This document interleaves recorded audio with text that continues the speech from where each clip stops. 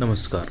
आज आपण इयत्ता 9वी गणित भाग 1 प्रकरण 1 संच यामधील संचांची ओळख, संच लिहिण्याच्या पद्धती व सराव संच 1.1 मधील उदाहरणे याविषयी माहिती पाहणार आहोत. चला आता आपण संच म्हणजे काय ते पाहू. तर या ठिकाणी तुम्हाला एक फूल दिसतंय आणि या ठिकाणी अनेक फुलं एकत्र येऊन फुलांचा गुच्छ तयार झालेला आहे. तसंच इथे एक वही दिसते आणि अनेक वह्या एकत्र आल्यानंतर वह्यांचा गठ्ठा तयार झालेला आहे. एक पक्षी आकाशात उडताना दिसतोय आणि अनेक पक्षी एकत्र उडत आहे, तर तो पक्ष्यांचा थवा तयार झाला आहे. म्हणजेच काय की जेव्हा एखाद्या सारख्या वस्तू एकत्र येतात तेव्हा त्यांना आपण एक विशिष्ट शब्दाने ओळखतो, जसं फुलांचा गुच्छ, वह्यांचा गठ्ठा, पक्ष्यांचा थवा. म्हणजे हा समूह आहे. एखाद्या वस्तूंच्या समूहाला आपण एका विशिष्ट शब्दाने ओळखतो. आणि हा जो समूह आहे, या समूहामध्ये कोणते घटक आहेत? आता हा वह्यांचा गठ्ठा आपण पाहिला तर याच्यात कोणते घटक आहेत? तर वह्या आहे. किती वह्या आहे ते आपण सांगू शकतो. म्हणजे समूहातील घटक आपण सांगू शकतो. फुलं, कोणते फुलं आहे, किती फुलं आहेत ते आपण सांगू शकतो. पक्षी, किती पक्षी ते आपण सांगू शकतो. म्हणजे ज्या समूहातील घटक आपण नेमके आणि अचूक सांगू शकतो त्यांना संच असे म्हणतात. आता बघा, आणखी संचांचे काही उदाहरणं बघा. आता या ठिकाणी तुम्हाला किल्ल्यांचा जुळगा दिसतोय. म्हणजे अनेक किल्ल्या एकत्र आपण जेव्हा ठेवतो तेव्हा त्यांना किल्ल्यांचा जुळगा म्हणतात. त्यानंतर इथे बघा आणखी एक दुसरं उदाहरण, संख्यांचा गट. आता इथं 1 पासून तर 12 किंवा त्याही पुढे म्हणजे नैसर्गिक संख्यांचा संच तुम्हाला दिसतोय. आता ह्या सर्व 5ही उदाहरणांमध्ये तुम्ही पाहिलं तर तुम्हाला ह्या वस्तू किती आणि कोणत्या हे स्पष्ट सांगता येतं आहे. किल्ल्या ज्या आहेत तर त्या किती आहे आणि कोणत्या आहे ते सांगता येतं आहे. संख्या कोणत्या आहे आणि किती आहे तेही तुम्हाला सांगता येतं आहे. त्यात जसं आपण वह्या आणि फुलांचं पाहिलं. म्हणजेच काय की जेव्हा वस्तूच्या समूहासाठी आपण विशिष्ट शब्द वापरतो व सर्व समूहातील घटक आपणास अचूक व नेमकेपणे सांगता येतात, तेव्हा अशा समूहाला संच असे म्हणतात. आता आणखी आपण उदाहरणं पाहू. आता हा तुम्हाला स्क्रीनवर दिसत आहे बघा. पहिलं उदाहरण, आठवड्यातील वार. नंतर असे 4 उदाहरणं दिसत आहे. तर मला सांगा, यामधून तुम्हाला अगदी पटकन उत्तर द्यायचं असेल तर तुम्ही कोणत्या प्रश्नाचं उत्तर देणार? बरोबर, आठवड्यातील वार. कारण आठवड्यातील वार तुम्हाला किती आहे आणि कोणते आहे ते लगेच सांगता येतील. दुसरं, बरोबर, पहिल्या 10 नैसर्गिक संख्या 1 2 3 4 5 6 7 8 9 10. म्हणजे याचंही उत्तर तुम्ही लगेच देऊ शकतात. पण तुम्ही हे जे 2 प्रश्न आहे तर ह्या 2 प्रश्नांचं उत्तर देण्यासाठी थोडा विचार करणार किंवा तुमच्या मनामध्ये प्रश्नचिन्ह संभ्रम निर्माण होईल की वर्गातील शूर मुले, आता कोणत्या मुलांना तुम्ही शूर म्हणणार? नंतर वर्गातील आनंदी मुले, कोणत्या मुलांना तुम्ही आनंदी म्हणणार? तर याचं उत्तर तुम्ही स्पष्ट किंवा अचूक नेमकेपणे देऊ शकत नाही. म्हणजे इथे तुम्हाला संचची संकल्पना अधिक स्पष्ट होते की या 2 उदाहरणामध्ये तुम्ही त्या संचामधले घटक अचूक सांगतात आणि नेमके सांगतात. म्हणजे इथे 10 घटक आहे आणि कोणते 1 ते 10 संख्या आहे. इथं किती घटक आहे? तर 7 घटक आहे आणि कोणते? तर सोमवार ते रविवार. म्हणजेच जेव्हा आपण समूहातील घटक नेमके आणि अचूक सांगतो तेव्हा त्यांना संच म्हणतात. आणि जर नेमके आणि अचूक आपण घटक सांगू शकत नाही त्यांना आपण संच म्हणू शकणार नाही. इथे या उदाहरणावरून आपल्याला संच ही संकल्पना अधिक स्पष्ट होते. यावरून संचाची व्याख्या आपल्याला तयार करता येईल की ज्या समूहातील घटक अचूक व नेमकेपणाने सांगता येतात त्या समूहाला संच असे म्हणतात. त्यानंतर संच लिहिण्याच्या पद्धती 2 आहेत. एक यादी पद्धत आणि दुसरी गुणधर्म पद्धत. आता यांच्याविषयी आपण माहिती मिळवू. आता बघा, पहिली पद्धत आपण पाहू, यादी पद्धत. यादी पद्धतीमध्ये संचाचे सर्व घटक महिरपी कंसात लिहितात. म्हणजे या प्रकारच्या कंस. त्यानंतर प्रत्येक घटक वेगळा दाखवण्यासाठी दोन लगतच्या घटकांमध्ये स्वल्पविराम करतात. हे बघा, हे स्वल्पविराम. यामध्ये घटकाचा क्रम महत्त्वाचा नाही, पण सगळे घटक दर्शविणे आवश्यक असते. म्हणजे क्रम महत्त्वाचा नसून फक्त सर्व घटक आले पाहिजे आणि शेवटी महिरपी कंस पूर्ण. दुसरं उदाहरण दिलं आहे, रिमेंबर. रिमेंबर या शब्दातील अक्षरांचा संच. आता तो संच लिहिला आहे बघा. समजा आपण याला नाव देणार बी बरोबर महिरपी कंसात REMB. आता तुम्ही म्हणणार रिमेंबरमध्ये एकूण 8 अक्षर आहे आणि इथं संचामध्ये फक्त 4च आलेली आहे. म्हणजेच काय की R हा 2दा आहे, तो एकचदा आलेला आहे, एकचदा आपण लिहिणार. त्यानंतर M 2दा आलेला आहे, तो पण एकचदा लिहिणार. E 2दा आला आहे, तो पण एकचदा लिहिणार. B एकदा आहे, तो एकदा. म्हणजे संचामधील घटक हा किती वेळेस आला तर तो फक्त एकदाच लिहिला जातो. म्हणजे एक घटक हा एकदाच लिहिला जातो. हे मात्र यादी पद्धतीमध्ये लक्षात ठेवा. एकापेक्षा अधिक वेळा आले असतील तर ती एकदाच लिहिलेली आहेत. आठवड्यातील वारांचा संच या अगोदर आपण हे उदाहरण पाहिलं आहे. संचाला नाव दिलं आपण A आणि आठवड्यातील जे वार आहेत तर ते सगळे 7ही वार आपण महिरपी कंसात लिहिलेले आहे आणि त्यांना स्वतंत्र दाखवण्यासाठी स्वल्पविराम लिहिलेला आहे. तर अशी ही यादी पद्धत. त्यानंतर आणखी एक उदाहरण बघा, यादी पद्धतीने लिहिलेलं आहे. तर इथे स्कूल या इंग्रजी शब्दातील अक्षरांचा संच दिला आहे. तर त्या संचाचं नाव दिलं आहे. प्रथम यादी पद्धतीत नाव द्यावं लागतं, त्यानंतर महिरपी कंस आणि महिरपी कंसामध्ये ते घटक. तर स्कूल या शब्दामधले जे इंग्रजी अक्षर आहे तर ते लिहिले SCHOL. तर इथेही सुद्धा O हा 2 वेळेस आला आहे तर तो आपण फक्त एकचदा लिहिणार. म्हणजे एक घटक एकदाच लिहिणार. अशा पद्धतीने यादी पद्धतीतील संच लिहिला जातो.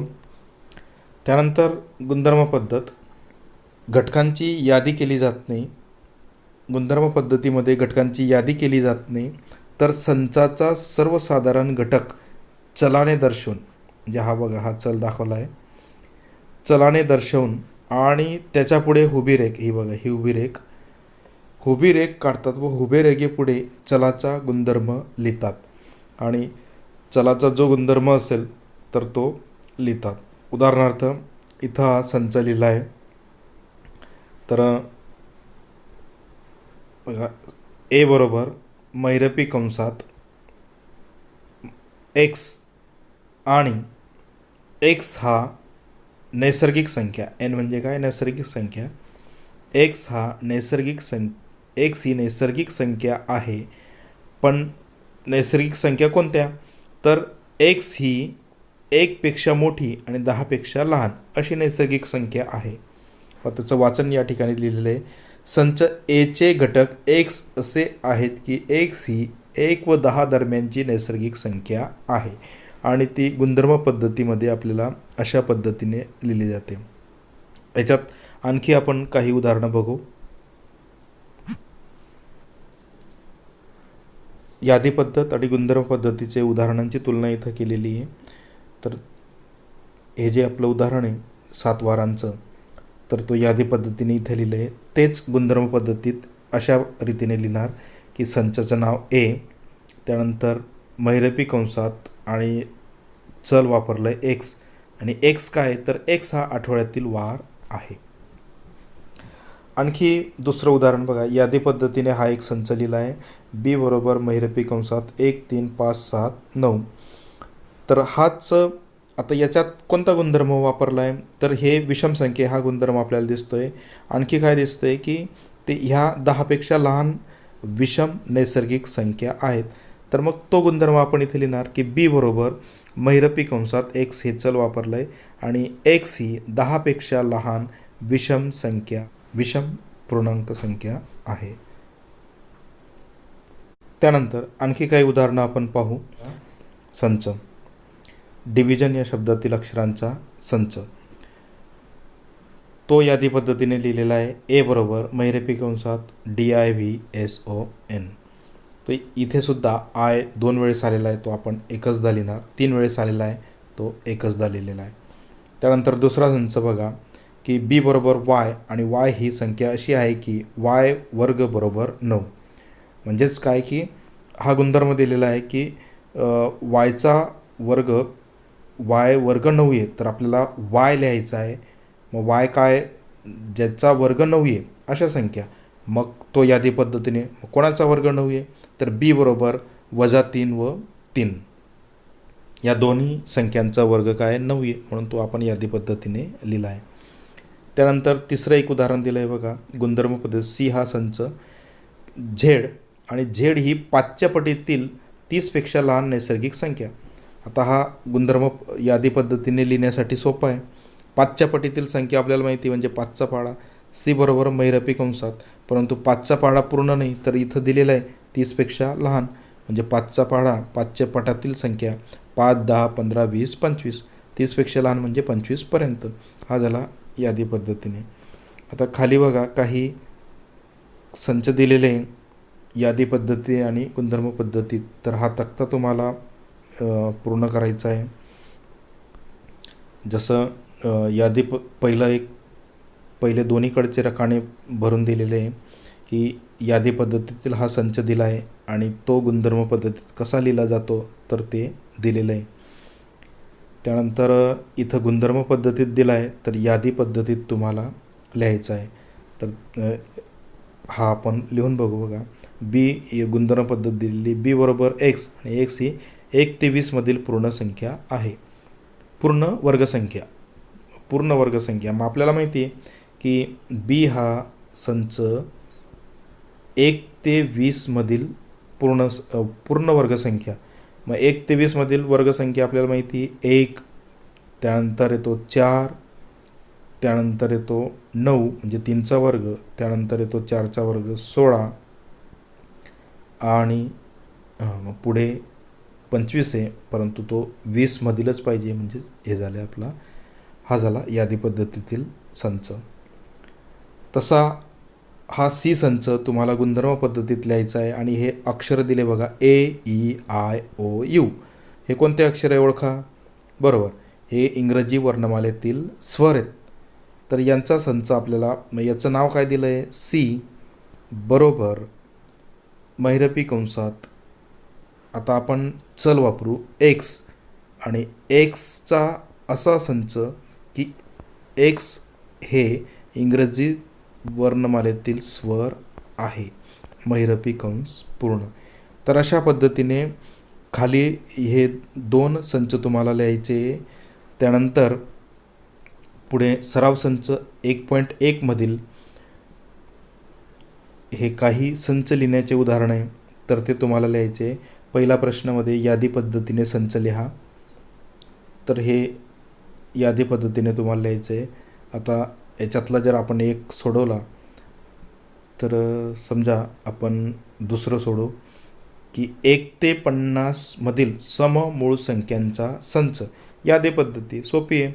आता काय लिहिणार, हे दुसरं उदाहरण आपण सोडवतो आहे. समजा आपण त्याला नाव देऊ, कुठलंही एक नाव द्यायचं. ए दिलं.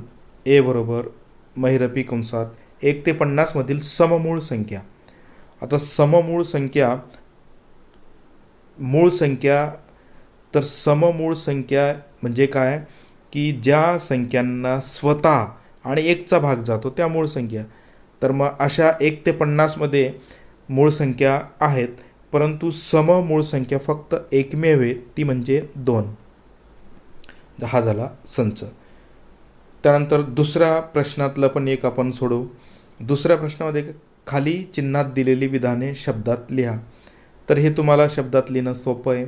मी हा संच शब्दात तुम्हाला लिहून दाखवतो. दुसऱ्या प्रश्नामधलं तिसरं, पी बरोबर पी ही विषम संख्या आहे. पी ही विषम संख्या आहे हे शब्दात लिहायचं आहे. तर पी चा असा संच आहे की पी ही विषम संख्या आहे. पुढील उदाहरणं तुम्हाला होमवर्क म्हणून करायची आहे.